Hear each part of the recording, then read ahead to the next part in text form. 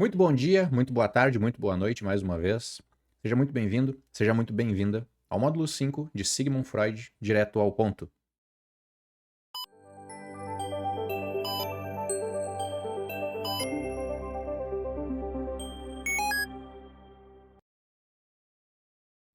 Vamos começar então, pessoal. Vamos lá mais uma vez, dar início à nossa apresentação. Começamos então com o complexo de Édipo e o desenvolvimento infantil. Então a gente vai chegando a um dos assuntos mais famosos e ao mesmo tempo também um assunto mal compreendido da psicanálise freudiana. Complexo de Édipo. Se você acha que já sabe o que é, pode ser que a gente tenha algumas surpresas pelo caminho. O nome vem, sim, de uma tragédia grega. Mas o que fez Freud pegar esse drama antigo e transformar em uma analogia para enxergar o que acontece nos bastidores na nossa vida psíquica? A pergunta que a gente precisa responder aqui é muito simples, mas também é profunda. O que exatamente o complexo de Édipo, o que ele é exatamente? O que exatamente é o complexo de Édipo? E por que ele se tornou uma peça central para entender como a mente se organiza?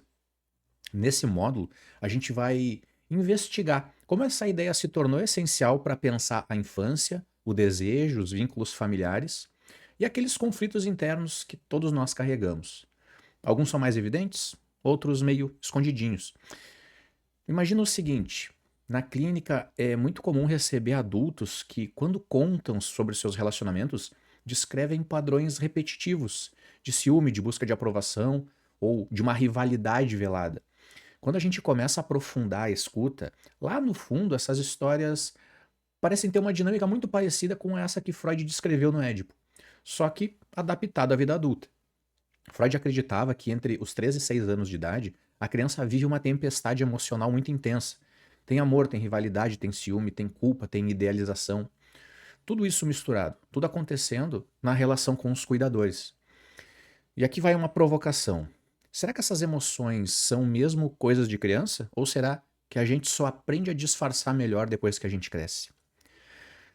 Durante esse módulo, a gente vai entender o que caracteriza de fato o complexo de Édipo, como nasce o desejo pelo genitor do sexo oposto e a rivalidade com aquele do mesmo sexo, por que a resolução saudável desse processo é tão importante para formar o superego, aquela parte da mente que dita as regras e regula a nossa moral. E claro, o que acontece quando essa resolução é parcial ou distorcida? Ou talvez simplesmente não acontece. Pensa num paciente que vive se sabotando no trabalho porque, de alguma forma, ele sente que não pode superar o pai. Ou naquela pessoa que só se envolve com parceiros que são emocionalmente indisponíveis, como se estivesse sempre revivendo aquela relação de frustração com a mãe. Essas não são coincidências da vida. Muitas vezes são rastros de um Édipo que não encontrou um caminho saudável para uma resolução. A gente também vai abrir aqui espaço para alguns pensamentos importantes. Como esse conceito aparece em diferentes culturas e como ele muda.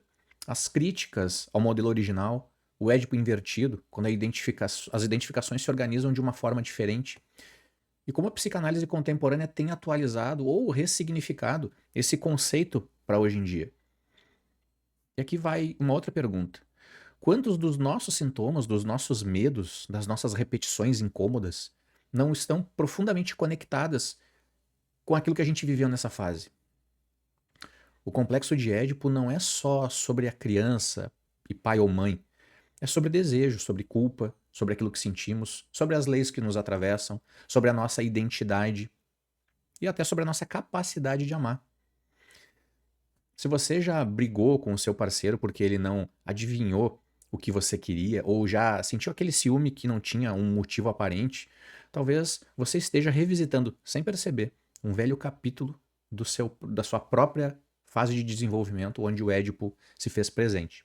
Então, o convite aqui é olhar para essa fase não como algo que ficou no passado, mas como um alicerce que sustenta, ou às vezes atrapalha, toda essa nossa estrutura psíquica, que a gente carrega até hoje. O complexo de Édipo é um mergulho naquilo que a gente sente, naquilo que deseja, teme, e muitas vezes a gente não consegue admitir nem para nós mesmos. Então, Para a gente entender o complexo de Édipo, não basta voltar até a nossa infância. A gente vai ter que viajar ainda mais no tempo. Vamos direto para a Grécia Antiga. Esse nome foi escolhido por Freud inspirado na tragédia Édipo Rei, escrita por Sófocles. Vale muito a pena lembrar rapidinho dessa história. Édipo, o futuro rei de Tebas, foi abandonado quando ainda era bebê porque uma profecia dizia que ele mataria o próprio pai e se casaria com a mãe. Os pais tentaram enganar o destino entregando o bebê para outra família criar. Mas como toda tragédia grega, o destino dá um jeitinho de se cumprir. E já adulto, sem saber quem eram os seus pais biológicos, Édipo acaba matando o pai em um encontro na estrada, depois salva Tebas de uma maldição e é recompensado com o trono e com a mão da rainha, que sem que ele soubesse era a mãe biológica dele. Quando a verdade vem à tona, o desespero é tão grande que ele se cega e foge. Freud, ao olhar para essa história, não viu só um enredo trágico, ele enxergou um símbolo poderoso do que, segundo ele, todos nós vivemos, mas num plano psíquico e, na maior parte das vezes, de uma forma inconsciente. Na psicanálise, o complexo de Édipo é o nome dado ao conflito emocional que surge mais ou menos entre os 13 e 6 anos de idade, e nessa fase a criança começa a experimentar um desejo inconsciente pelo genitor do sexo oposto, por exemplo, o menino pela mãe, e ao mesmo tempo uma rivalidade com o genitor do mesmo sexo, visto como um rival que ocupa aquele lugar desejado. Esse conflito, ele é profundo e estruturante. Ele mexe com desejos, com medos, com fantasias, recalques, que vão moldar o desenvolvimento psíquico de cada pessoa. O menino quer que a mãe seja só dele, mas percebe que existe o pai naquele papel. Daí nasce a fantasia de eliminar o rival para ocupar aquele lugar. Só que junto dessa fantasia vem a angústia, o medo da retaliação, que Freud descreveu como angústia de castração. Mas e as meninas? Freud propôs uma versão parecida, mas com certas diferenças. A menina, segundo ele, começa muito ligada à mãe, mas ao perceber a diferença anatômica e a ausência do pênis, volta o seu desejo e idealização para o pai, entrando em rivalidade com a mãe. Essa teoria, é claro, recebeu muitas críticas e reformulações de psicanalistas como Melanie Klein e várias outras autoras mulheres, que ampliaram ou questionaram essa visão inicial. No fim das contas, o complexo de Édipo é visto como um fenômeno universal, mas não significa literalmente um desejo incestuoso. O que ele representa é o processo simbólico pelo qual a criança aprende sobre os limites do desejo, sobre a existência do outro e sobre a ordem da cultura. E é aqui que entram no psiquismo noções como o proibido, o moral, a lei. Talvez o ponto mais importante seja a forma como esse conflito é vivido e resolvido. Ou não, algumas vezes. Ele deixa marcas profundas. Ela influencia na formação do superego, as escolhas amorosas do futuro, a forma como a gente lida com a autoridade, com culpa, com prazer, e até como a gente constrói a nossa identidade.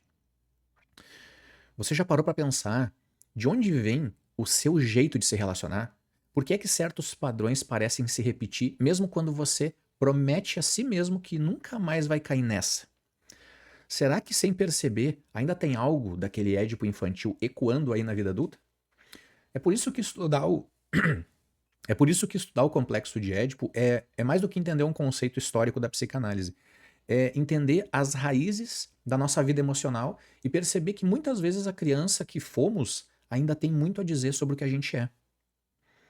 Às vezes, quando a gente briga com alguém por ciúme ou por uma disputa de atenção, pode estar vivendo ou revivendo de forma bem disfarçada aquelas velhas cenas do nosso triatinho edípico na nossa infância, onde a gente quer a atenção da nossa mãe ou do nosso pai e ele só quer saber, às vezes, do parceiro. Enfim, vamos seguindo. Durante a chamada fase fálica, que acontece ali também entre os 13 e 6 anos de idade, a criança começa a ter uma consciência maior do corpo, das diferenças entre meninos e meninas e também da forma como se conecta afetivamente com quem cuida dela. É nesse período que surge com mais força algo que Freud chamou de libido. Mas, para alinhar aqui, de novo, a libido na psicanálise não é só desejo sexual como o senso comum imagina. Ela é uma energia vital, ligada à vontade de viver, o impulso de busca pelo prazer, pelo carinho, pelo acolhimento, proximidade afetiva. É o combustível das nossas conexões emocionais mais profundas, desde que a gente nasceu. E nessa fase, essa energia começa a se conectar de forma especial com uma das figuras parentais. Tudo de forma inconsciente, mas muito presente. Um menino pode ficar encantado pela mãe, querer proteger, abraçar, afastar o pai, sentar sempre do lado dela. Já uma menina pode desejar ser a preferida do pai, buscar atenção exclusiva, imitar os seus gestos ou sentir ciúmes quando ele se aproxima da mãe. Esses gestos são a expressão de um desejo inconsciente, pelo vínculo afetivo exclusivo com aquele genitor. Isso não quer dizer que a criança esteja apaixonada como um adulto. Significa que no universo emocional infantil, ela quer ser a fonte principal de afeto e atenção dessa figura. E quando percebe que essa figura já tem um parceiro, vem o conflito. E é aí que aparecem as primeiras vivências de ciúme, de rivalidade, de ambivalência. Porque ao mesmo tempo em que ama muito, a criança pode sentir raiva daquele que atrapalha essa relação idealizada.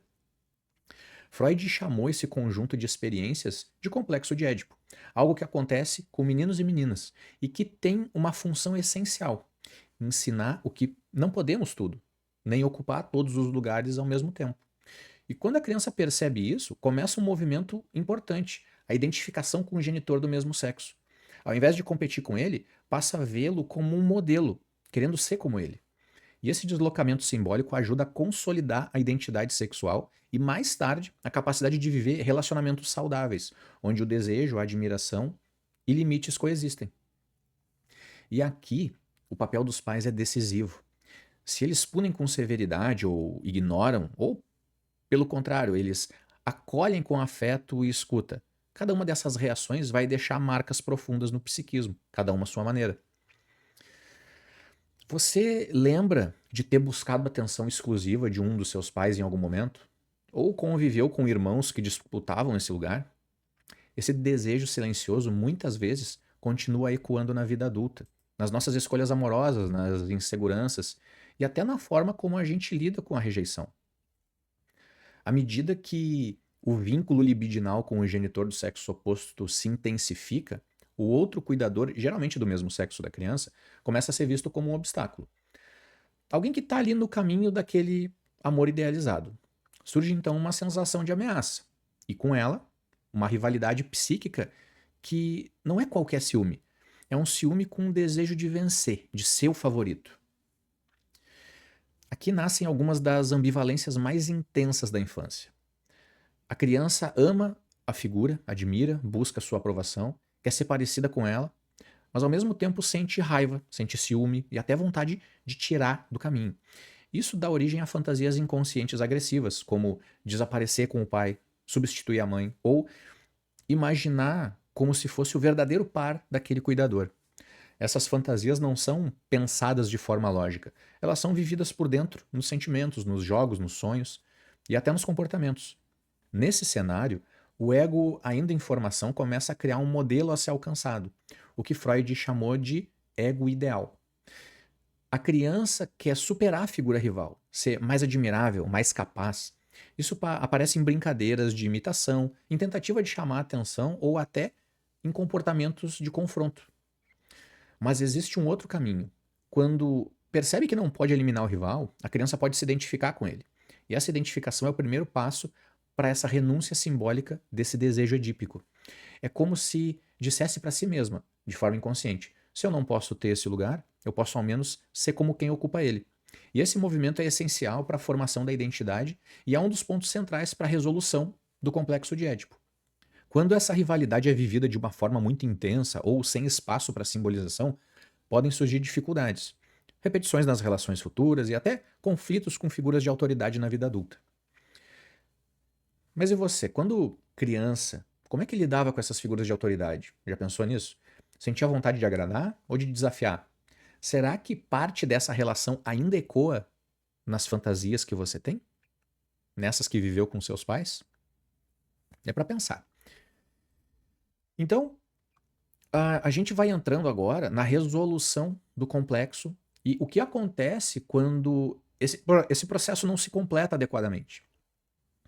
Depois do turbilhão de sentimentos da fase edípica, desejo, ciúme, rivalidade e ambivalência, a criança começa aos poucos a superar esse momento de intensas tensões. Mas essa superação não é total nem consciente. O que acontece é um processo inconsciente e parcial, feito de renúncias simbólicas, de recalques e identificações. Quando a criança percebe que não pode ocupar o lugar que ela deseja, seja por medo, culpa ou por uma impossibilidade real, ela reprime esses desejos amorosos e hostis ligados aos pais. E esses desejos, como a gente já sabe, não desaparecem, eles são empurrados lá para o inconsciente. E nesse movimento ocorre a internalização dessas figuras parentais. Aquelas figuras antes idealizadas ou temidas passam a morar dentro do nosso psiquismo como vozes internas que aprovam, repreendem, incentivam ou punem. E é aqui que começa a nascer o superego, nome esse dado por Freud, para essa instância moral inconsciente que orienta a nossa conduta, regula os nossos desejos e cobra uma coerência ética e afetiva. O superego é uma conquista, mas também é uma renúncia. É o preço que a gente paga para viver em sociedade, canalizando os nossos impulsos e aceitando os limites. Ao mesmo tempo, a criança volta o seu interesse para o mundo externo. Cria laços fora do núcleo familiar, constrói amizades, brinca com outras crianças, estabelece vínculos com professores, com outros cuidadores e outros adultos significativos. Esses vínculos são essenciais, pois eles marcam a transição de uma vida para uma vida mais ampla, onde o desejo não gira exclusivamente em torno do pai ou da mãe.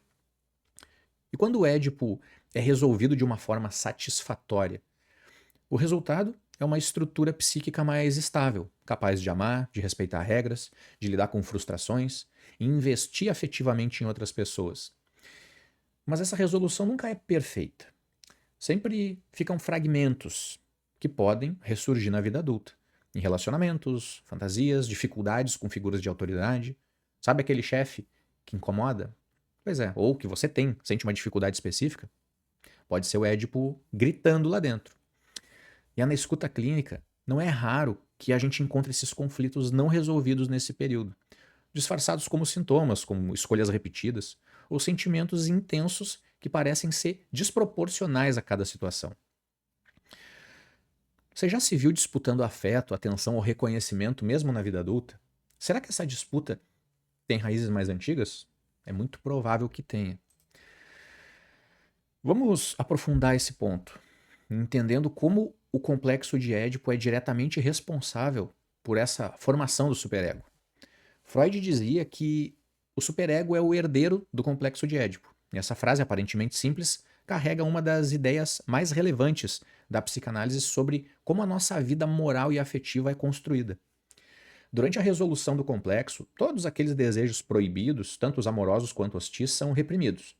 Mas eles não vão sumir. Você já sabe disso. Eles se reorganizam e dão origem a uma nova instância psíquica que carrega, por dentro, tudo o que a gente viveu nas relações com essas figuras parentais.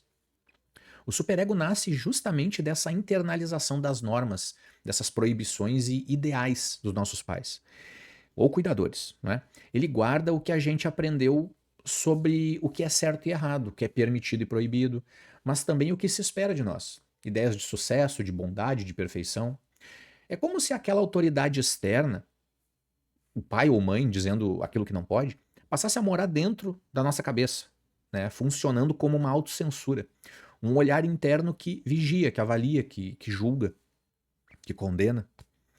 O papel do superego não é proibir. Ele também compara quem a gente é com quem a gente deveria ser. E dessa comparação nasce um sentimento que todo mundo conhece bem, que é a culpa. A culpa aparece quando a gente percebe que não está à altura dos nossos próprios padrões, que muitas vezes são idealizados, quase impossíveis de alcançar. E quanto mais idealizado o superego, maior a distância entre o real e o ideal, e maior é o sofrimento. E é por isso que o superego pode ser, ao mesmo tempo, um regulador da conduta e um gerador de angústia.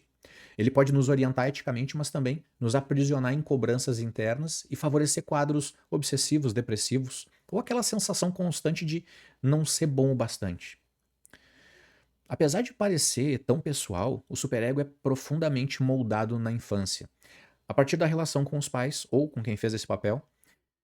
E ele é, de certa forma, uma herança emocional do Édipo, marcada por amor, por medo, rivalidade, admiração. Nota como tem muita ambivalência nessa construção? Será que as exigências que você faz de si mesmo são realmente suas? Ou será que você está repetindo sem perceber um padrão herdado? Um ideal antigo que já nem faz sentido na vida de hoje, talvez? Na clínica, perceber isso pode mudar muita coisa. Já pensou que parte do sofrimento de um paciente pode vir justamente desse juízo interno que ele nem sabe que tem. Trabalhar com a história desse superego é trabalhar com a raiz de culpas e autoexigências que impedem a pessoa de viver com mais leveza. Então, agora a gente vai ver o que acontece quando essa resolução do complexo de Édipo não acontece de uma forma saudável e como isso vai impactar na vida adulta. Nem todo mundo atravessa o complexo de Édipo de uma forma saudável ou completa.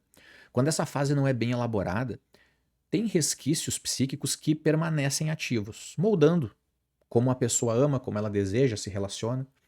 E um dos primeiros efeitos dessa resolução incompleta é a fixação edípica. Aqui, os desejos infantis, como a busca inconsciente por aquela exclusividade afetiva, continuam aparecendo disfarçados nas relações amorosas adultas. Isso pode gerar relações triangulares, envolver sempre com alguém que está indisponível, casado, ou criar rivalidades imaginárias com terceiros. É como, sem perceber, o sujeito repetisse o mesmo drama, amar alguém que nunca pode ser totalmente seu. Outro desdobramento é a inibição do desejo. Quando a repressão foi tão intensa que a pessoa cresce com bloqueios afetivos ou mesmo sexuais. Ela se sente inadequada para o amor, culpada por desejar ou incapaz de se entregar emocionalmente. Também pode haver fragilidade na formação do superego, o que deixa a pessoa vulnerável à impulsividade, à transgressão, à falta de autocrítica. Ou no extremo oposto, um superego hipertrofiado, que cobra demais, pune demais, transforma a vida interna num tribunal constante. Essas dificuldades nem sempre aparecem de uma forma óbvia, mas se revelam em padrões repetitivos de sofrimento, relacionamentos que não funcionam, angústias ligadas à rejeição ou a tendência de se sabotar sempre que algo começa a dar certo. É aqui que entra o conceito freudiano da repetição compulsiva. O sujeito revive inconscientemente o mesmo padrão de dor na esperança de finalmente resolver. Dessa vez vai ser diferente, sabe? Mas sem a consciência de que a repetição força aquele mesmo ciclo sempre, sempre, sempre. Para a escuta analítica, esses sintomas são pistas. Eles apontam para vivências edípicas mal resolvidas, que ainda ecoam na vida adulta, pedindo uma elaboração, uma simbolização e muitas vezes um luto. Um luto. Você já percebeu que alguns relacionamentos acabam sempre da mesma forma? Você já sentiu que deseja, mas não consegue agir? Ou que quando tudo parece estar bem, algo dentro de você cria um obstáculo? Essas perguntas não são simples curiosidades. Elas são convites para olhar para aquilo que ficou lá atrás e que de alguma forma ainda tem espaço hoje. Embora seja um paralelo ao Édipo, possui contornos próprios quando se trata de universo feminino, que é o complexo de Electra. Aqui, embora Freud tratasse o complexo de Édipo como uma experiência universal e aplicável tanto a meninos e meninas, o termo complexo de Electra foi cunhado por Carl Jung para descrever o conflito vivido especificamente pelas meninas. O nome também vem da mitologia grega. Electra era filha de Agamenon e Clitemnestra. Essas pronúncias para mim são horríveis. Enfim, após ela ver o pai ser morto pela mãe, ela se dedicou a vingar a morte dele, tornando-se assim um símbolo de lealdade paterna e rivalidade com a figura materna. Na leitura junguiana, o complexo de Electra descreve o desejo inconsciente da menina pelo pai e a consequente disputa com a mãe, vista como um obstáculo naquele cenário. Enquanto o menino atravessa o Édipo enfrentando o pai e desejando a mãe, a menina, no Electra, percorre o caminho inverso. Ela rivaliza com a mãe e busca a atenção do pai. Freud nunca adotou oficialmente esse termo. Para ele, o complexo de Édipo servia para ambos os sexos, com adaptações de acordo com a estrutura psíquica e o tipo de identificação com os genitores. A menina, para Freud, inicia sua vida afetiva ligada à mãe, mas ao perceber a diferença anatômica entre os sexos, vivencia o que ele chamou de inveja do pênis, conceito amplamente debatido até hoje.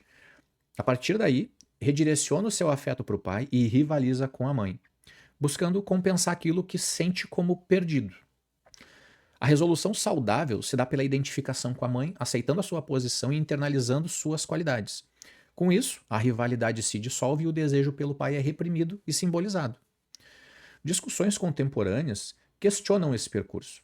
Autoras e psicanalistas pós-freudianos contestam a ideia de que a menina parte de um sentimento de falta. Melanie Klein trouxe uma leitura que é mais precoce e complexa, ressaltando a fantasia de um mundo interno que não se explica apenas por diferenças anatômicas, mas por experiências emocionais intensas desde muito cedo. Na clínica, o foco não é o nome, Édipo ou Electra, mas sim a escuta singular de cada história, dos afetos, das fantasias, dos conflitos e identificações que nos moldam desde a infância. Como cada um se relaciona com os pais e as figuras de autoridade e os seus amores. Você já percebeu que certas dinâmicas com os pais parecem se repetir nos relacionamentos das pessoas? Você já sentiu tentado a provar algo para vencer alguém que nem está presente às vezes? Essas são questões que valem mais do que qualquer rótulo mitológico. E aqui a gente vai chegando nas críticas à temática do complexo de Édipo proposto por Freud. Então, embora o complexo de Édipo seja um dos pilares da teoria freudiana, o passar do tempo trouxe uma série de críticas, revisões que desafiaram a sua forma original. A gente tem que lembrar, e eu sempre gosto de frisar isso, Freud estava circunscrito a um período temporal onde, sim, existia uma visão muito patriarcal da sociedade. E é claro que isso ia influenciar na leitura dele sobre essas questões humanas. Os movimentos feministas abriram a primeira grande frente de questionamento, especialmente quanto à normatividade de gênero presente nessa formulação freudiana. A ideia da inveja do pênis foi vista como reducionista, sexista, centrada em uma visão masculina da sexualidade. Segundo essas críticas, a resolução do Édipo feminino parecia exigir que a mulher aceitasse uma suposta inferioridade, algo combatido por inúmeras autoras e pesquisadoras. Outra frente crítica veio da antropologia e da sociologia, que colocaram em xeque a pretensa universalidade desse modelo. Em muitas culturas não ocidentais, a estrutura familiar e os vínculos de autoridade não seguem o padrão pai, mãe, filho. Há contextos matrilineares, famílias ampliadas, arranjos homoparentais ou mesmo a ausência da figura paterna. Realidades que no modelo edípico clássico não abarca completamente todas essas versões. A pluralidade contemporânea de hoje, né, com a diversidade dos modelos familiares, fica ainda mais evidente que o Édipo não pode ser aplicado de uma forma rígida. Crianças criadas por dois pais, por duas mães, por avós, por outros cuidadores, formam seu psiquismo a partir dos afetos vividos, e não pela simples adequação a um padrão tradicional. A psicanálise mais aberta reconhece que o inconsciente não é cego às novas formas de laço e estruturação familiar. Jacques Lacan reinterpretou o Édipo como uma função simbólica, associada à entrada na linguagem e na lei, deslocando o foco da figura real do pai para aquele que o representa. Autores como Winnicott e Bion valorizaram o ambiente, os cuidados primários e as experiências emocionais mais precoces, dando menos centralidade ao Édipo como um núcleo organizador do psiquismo. O Édipo deve ser visto como uma entre várias lentes possíveis para compreender a infância e as marcas que ela deixa, e não como um dogma. Cabe ao analista avaliar, caso a caso, se há elementos edípicos estruturando a queixa ou se outras dinâmicas psíquicas estão ali em jogo. Será que todos os nossos conflitos vêm da infância com pai e mãe? Ou será que eles nascem também das ausências dos afetos não ditos, das experiências que não cabem em um modelo tradicional? Essas perguntas ajudam a manter a psicanálise viva e o diálogo com o mundo contemporâneo. E aqui a gente entra no impacto que essa compreensão ou revisão do Édipo tem na prática psicoterapêutica. Na clínica, o complexo de Édipo continua sendo uma das chaves simbólicas mais importantes para compreender repetições emocionais e padrões afetivos enraizados. Em muitos atendimentos, o analista identifica a presença de roteiros edípicos na transferência. O paciente pode começar a projetar no analista sentimentos que, na origem, foram vividos com os pais, como o desejo de aprovação, a rivalidade, o encantamento, uma raiva. Esses afetos não são novos. São ecos de experiências antigas que se atualizam no vínculo terapêutico, abrindo espaço para a elaboração. Conflitos familiares primitivos frequentemente ecoam nas queixas atuais. A rejeição, abandono, dificuldade de vínculo, muitas vezes trazem a marca inconsciente de vivências infantis mal elaboradas. Essas experiências moldam como o sujeito ama, deseja, como ele compete ou se defende e até como lida com a própria autoestima. O adulto que teme ser esquecido pode estar repetindo a vivência infantil de ter sido deixado de lado. Por exemplo, no nascimento de um irmão. O homem que busca salvar a parceira pode estar revivendo o desejo de ser o herói da mãe. Esses enredos inconscientes, ainda que singulares, podem ser compreendidos à luz do complexo de Édipo. Mais do que um modelo fixo, o Édipo é uma metáfora clínica que ajuda a pensar sobre a repetição compulsiva, sobre as idealizações, as triangulações, as dificuldades de separação emocional dos pais. Quando bem trabalhado, abre caminho para entender como o desejo se organiza, como o amor é vivido e como o sofrimento pode se transformar em simbolização. O papel do analista não é encaixar a pessoa em um padrão edípico, mas escutar cada história e ver como cada vivência se repete. A psicanálise busca as sutis repetições não para julgar, mas para compreender e criar condições para que o sujeito possa escrever novos roteiros. Quantas vezes em uma conversa você reagiu como se estivesse diante de alguém do passado? Esse é o território onde o Édipo, mesmo revisado, continua iluminando a escuta clínica. E justamente por isso é importante que a gente avalie a relevância desse complexo de Édipo no contexto contemporâneo e por que ele ainda desperta interesse e debate. O Édipo ainda faz sentido no século XXI? Eu acredito que sim. Quando a gente entende que o Édipo não é uma estrutura rígida, ela é simbólica e não uma regrinha sobre a tríade pai, mãe e filho. A psicanálise de hoje em dia preserva o Édipo como uma função de passagem, sair da fantasia de ser o centrinho do mundo e entrar no campo da lei, do limite, da alteridade. Perceber que o outro é o outro, tem desejos próprios e que a gente não ocupa todos os lugares. Essa travessia não depende de um desenho familiar específico, depende da experiência simbólica de limite. Hoje a dinâmica edípica pode se inscrever em arranjos muito diferentes. Como eu falei, famílias monoparentais, que eu não falei antes, homoafetivas, reconstituídas, com os avós. O ponto não é a anatomia ou o modelo clássico, o ponto é quem exerce a função de cuidado. Há quem represente a lei e o limite, o pode agora ou não pode, isso é do outro.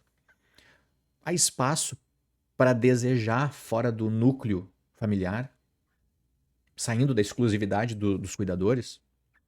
Se essas funções circulam, a estrutura edípica se organiza. Com outros nomes, outras vozes, o mesmo efeito. O sujeito sai da centralidade absoluta e entra na cultura. O Édipo é como um roteiro interno. A criança percebe um desejo, encontra um limite, sente a frustração, renuncia parcialmente e transforma isso numa identificação. A lei interna, a capacidade de esperar.